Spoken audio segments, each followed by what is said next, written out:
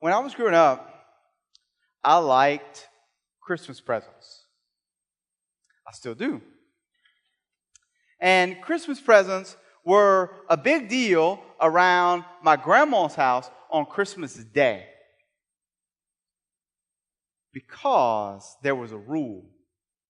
There's a very important rule at Mom and Pop's house on Christmas Day. The rule was this. Everybody had to open all of their presents together. And no presents could be opened until everyone arrived. So, as people would get to my grandma's house, we were always the last ones there. Yeah, I know. Nobody is surprised by that. Everybody would get to my grandma's house, all the kids would be like really ready to open presents. And so at somewhere around 2 o'clock in the afternoon, or maybe 3 o'clock, when we should have been there already, but we were not, we started to get phone calls from the kids. Where you at? We want to open presents. Where you at? We want to open presents. But then, see, it got worse. My uncle owns a convenience store. Actually, more than one of my uncles own convenience stores. But a particular uncle, he owns a particular convenience store, which was like the only store in town that was open on Christmas Day. And so it was inevitable that by the time that we got there, there was a problem at the store. And he had to leave. The poor children, sometimes which was me, were like squirming. When do we get to open the presents? And then one year, the most incredible thing happened. We all got there early. Except for one person. But we couldn't open presents at noon because we never did that. And so we went outside because it's Louisiana and you can do that on Christmas Day. And we went outside and we started throwing the football. And then maybe we started playing tag or playing catch. And I don't remember actually what we were doing. I just remember that all of us cousins were outside on Christmas Day. And 2 o'clock came. And 3 o'clock came. At some point we went in for a snack. We went back outside and 4 o'clock came. And then finally, when it started to get dark, my grandma never opened presents till everybody's there. My grandma came outside and had to come get us to come inside so we could open the presents because it was getting too late. Wow. That is probably to this day my favorite Christmas. I don't remember what the presents were that night. I don't remember many of the presents from other times, but that was my favorite Christmas. Because, well, we had went to Mass, of course, and focused on the Lord. And that afternoon was time for the family. And that was my favorite Christmas because we were all together, focused on the right things.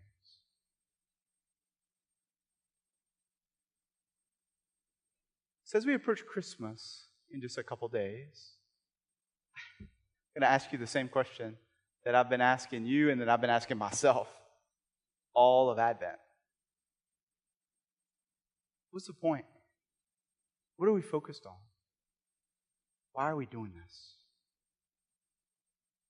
Today, we hear that Mary went to visit Elizabeth, her cousin.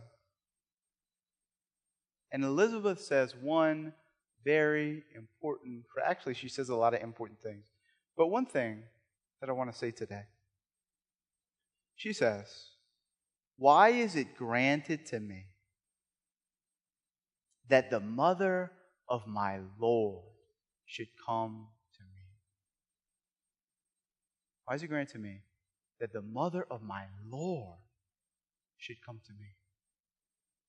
Who is my Lord? Who is she talking about?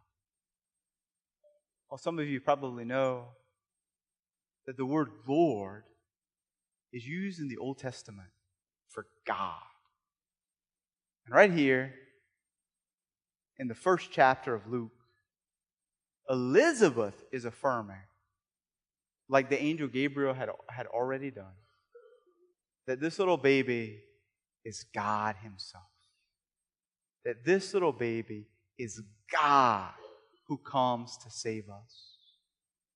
And it's so easy now, 2,000 years later, we who call ourselves Christians, to forget that the mystery of Christmas, that the point of Christmas, that the focus of Christmas, that the thing that will give us real joy together is if we remember that God came down from heaven to save you. Wow. Why did He do that? There are 4 reasons why God became man and dwelt among us. There are 4 reasons why God made Christmas happen. The first is to rescue us from sin and from death. The second, this one is really important, is to show us how much He loves us. He could have saved us in another way. He could have not become a human being. He could have not died on the cross. He could have done something different. But the mystery of Christmas is the point of Christmas is the point that God loves us so much that He wants to be one of us. Number 3 is that we might love God. Jesus comes, the Catechism says, to give us an example of holiness. He doesn't only come to show us how much He loves us, but to show us how we might love Him in return.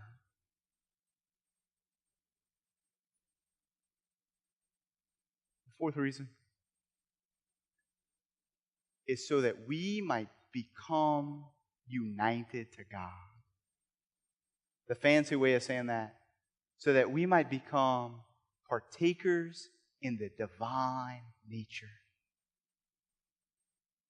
Because God loves us so much that He comes to be like one of us, that He might take us up to be like Him. And that, y'all, is amazing. And that is the mystery of Christmas. And so I don't know what your distractions are between now and whatever Mass you come to on Christmas Day. I know what mine are. I don't know what yours are. I don't know what kind of fatigue or other things are going to tempt you to forget about Christmas on December 26th. I know it'll tempt me. I don't know what that is for you. But whatever it is, I just encourage us all today, you and me, to remember the whole point. The whole point for us as kids, and even today on Christmas Day, to drive to Church Point and to go to my grandma's house in the afternoon, is to be with my family, whom I love. For us to be together. For us to love each other. The whole point of Christmas is that God loves you.